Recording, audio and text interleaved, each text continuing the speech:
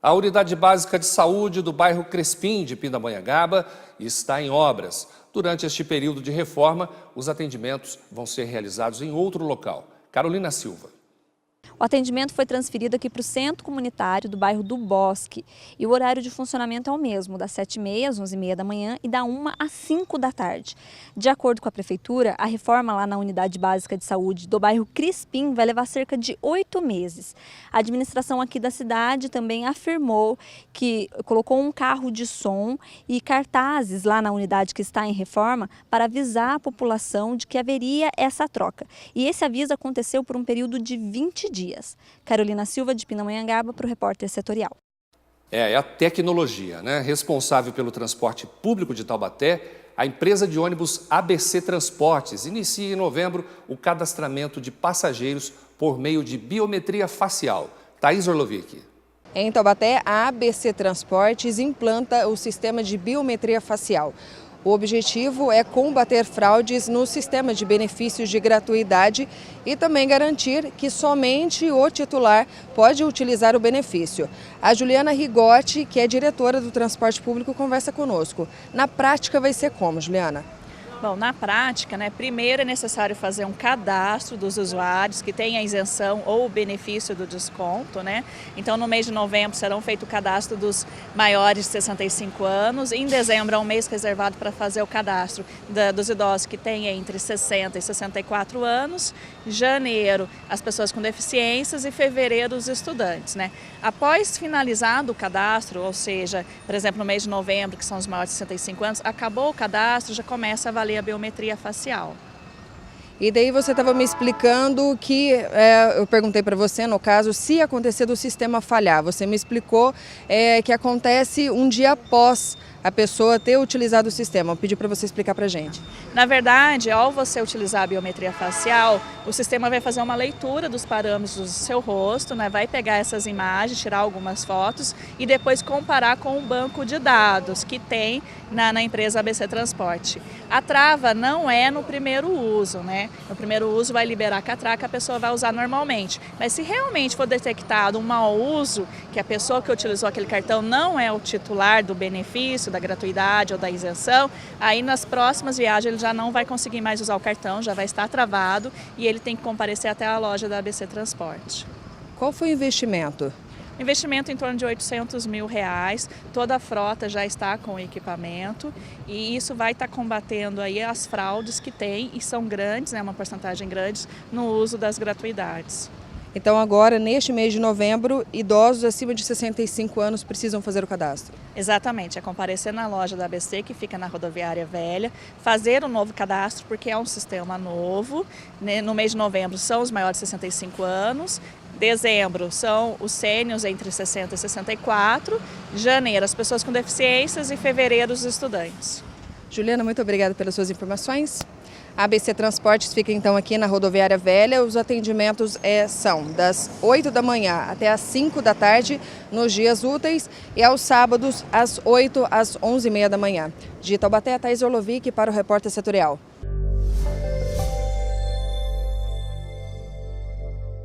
Olha, hoje o professor Edson Trajano, mestre, doutor lá da Universidade de Taubaté, está aqui nos falando sobre economia criativa, absolutamente necessária em cidades que têm um foco muito forte em determinado setor que tem uma oscilação, De repente, aqui nós temos uma metalurgia forte, dirigida principalmente para a indústria automobilística, que tem altos e baixos. E quando tem os baixos, manda um monte de gente embora, dá férias, não sei o quê, faz um monte de coisa, Isso. E aí o cara precisa se reciclar para entrar em outra atividade. Sistema S, Senai, Sesc, ajuda nesse processo? Ajuda. Acho que em várias prefeituras da região nós temos as escolas do trabalho também, que nos ajudam nessa formação de profissionais para essas novas atividades que estão surgindo. Sistema S também é importante, com a participação do Ciesp, Fiesp, todo esse trabalho Senai. Mas mais do que isso, acho que num primeiro momento é importante fazer um bom diagnóstico desses segmentos em crescimento. Até porque o dinheiro é escasso e caro. Muitas vezes se abre um curso e aí não tem uma boa procura dele. Então, fazer um bom diagnóstico disso e levantar a vocação de cada município. Por exemplo, nesses projetos de economia criativa que nós trabalhamos pelo mestrado em Planejamento e Desenvolvimento Regional da Unital, nós analisamos também uma situação de uma pequena cidade aqui do Vale do Paraíba, São José do Barreiro. Em São José do Barreiro, um dos segmentos importantes... Lá no Vale Histórico. Então, um dos segmentos importantes no Vale Histórico era a produção de artesanato. Principalmente as mulheres têm uma grande capacidade de fazer produtos com crochê, mas tem uma dificuldade de comercialização dessa produção. Então, eu aproveito um saber tradicional, ou seja, essas senhoras já sabem fazer o crochê, mas eu transformo isso em uma atividade econômica mais rentável. Então, aproveitar esses saberes tradicionais é fundamental nesse movimento de economia criativa. Por exemplo, em Taubaté, nós temos o distrito de Quiririm, que já tem um trabalho muito importante na área de gastronomia. Então, pensar em gastronomia com novos pratos, incentiva a atividade turística para que os turistas visitem aquela região, é caminho lá de Campos do Jordão. Então, por que nós não podemos fazer aí um trabalho mais forte nisso? Tutti italiani, tutti buona gente. Isso. Em Caraguatatuba, por exemplo, eu tenho desenvolvido alguns trabalhos lá também nesses últimos meses. Caraguatatuba tem um problema sério da alta e baixa temporada. Então, na baixa temporada, por exemplo, tem o Caraguá agosto. Agosto é um período fraco, então vamos fazer algumas atividades aproveitando os saberes tradicionais, com a cultura caiçara, com os pratos típicos da região, como uma maneira de atrair turistas e gerar renda para essa população. E bem inteligente, né? Porque agosto tem um duplo sentido, do mês de agosto e de ser agosto do freguês. Isso, exatamente. Então, pensar esses saberes tradicionais.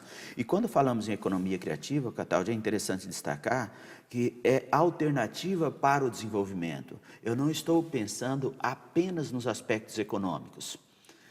Quando falamos, por exemplo, de uma produção de crochê em São José do Barreiro, é importante sim a geração de renda, mas que essa renda seja distribuída para as senhoras que realizam esse processo de produção. Então, ao mesmo tempo que você tem uma produção, você tem uma melhor distribuição da riqueza. E nós temos aqui no Vale muitas coisas. Entre Cunha, por exemplo, é a capital mundial da porcelana, né? Da cerâmica. Cerâmica, né? Isso. Muito então, e a cerâmica? Qual é a matéria-prima principal na produção de cerâmica? É a criatividade humana. Você tem o barro, que tem uma boa disponibilidade de barro, e barro com qualidade lá em Cunha, mas o diferencial que eu tenho é transformar esse barro nessas peças maravilhosas que Cunha é capaz de fazer. Então, lá é uma atividade de economia criativa.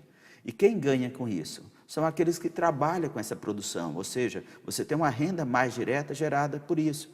E junto com a cerâmica, por exemplo, tem o Festival do Pinhão lá, né? Tem o passeio ciclístico na cidade. Então, são atividades turísticas que estão diretamente alinhadas a esse trabalho de economia criativa. Então, quando falamos da qualificação, o que eu sempre cobro aqui, pensar numa região metropolitana do Vale do Paraíba, é fazer investimento pensando nesses circuitos de produção.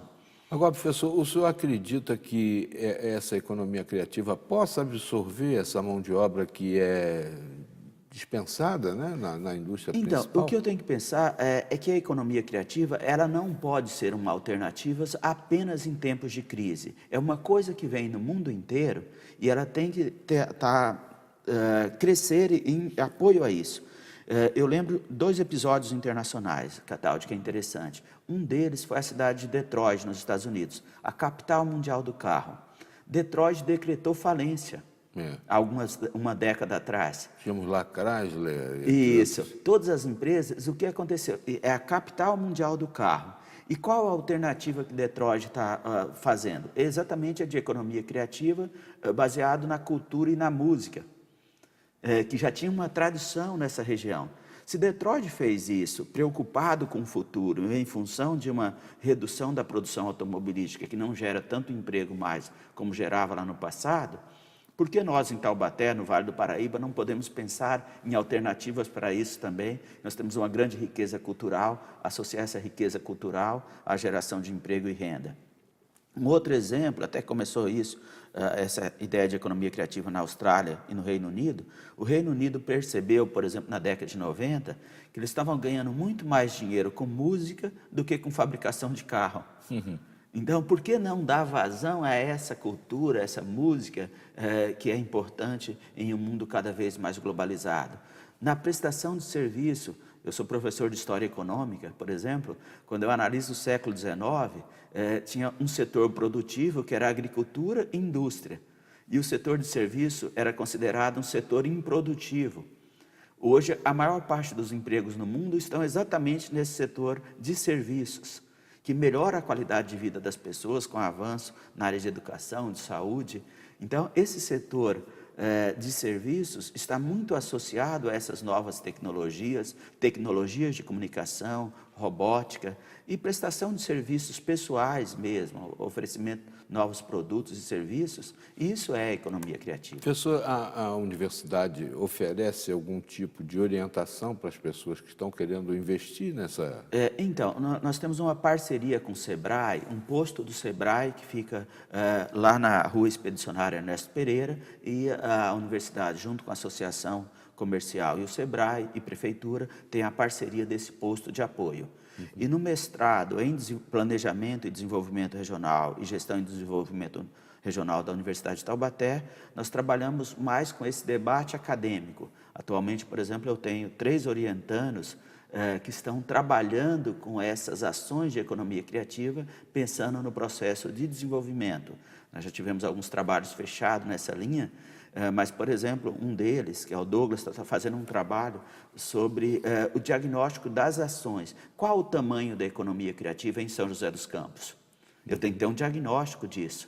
O Fabrício está trabalhando com as atividades ligadas à cultura e à economia criativa em São José dos Campos.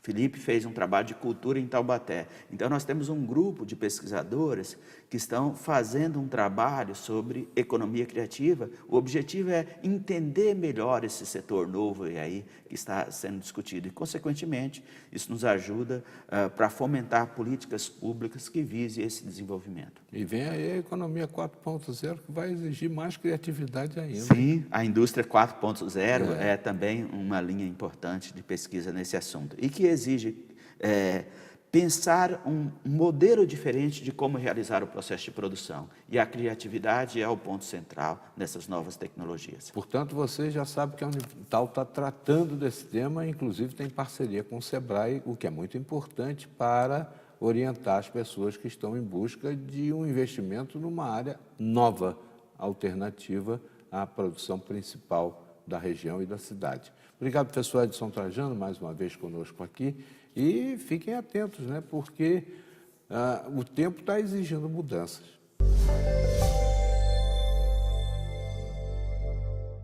A seguir, depois de 10 anos de espera, servidores públicos de Pindamonhangaba vão receber o DSR.